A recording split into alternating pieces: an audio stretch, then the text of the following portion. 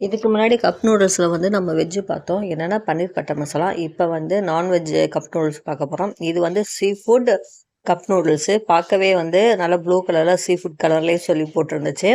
அதுக்கப்புறம் இதை ஓப்பன் பண்ணி பார்த்தோம். இதோட ப்ரைஸ் என்னென்னு பார்த்தா இதுவும் 55 ருபீஸ் தான்.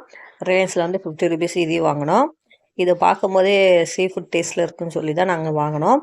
இதை வந்து எப்பயும் போல் வந்து பாதியை ஓப்பன் பண்ணிவிட்டு நம்ம வந்து ஹீட் வாட்டரை வந்து ஊற்றிட்டு அதை வந்து ஒரு 5 மினிட்ஸ் வந்து நல்லா க்ளோஸ் பண்ணி வச்சிட்டோம். நாங்கள் வந்து 5 மினிட்ஸ்க்கு மேலேயே க்ளோஸ் பண்ணி வச்சோம். ஏன்னா ஸ்ட்ரீட் ஃபுட்டில் அது வந்து நல்லா வேகணும்னு சொல்லி நாங்கள் வந்து க்ளோஸ் பண்ணி வச்சுட்டோம். வச்சதுக்கப்புறம் அதை வந்து ஓப்பன் பண்ணி பார்த்தோம். பார்க்கும்போது அவ்வளோ டெம்ப்டிங்காக இருந்துச்சு. ஏன்னு சொல்லி பாருங்கள். அதை ஓப்பன் பண்ணுறோம்.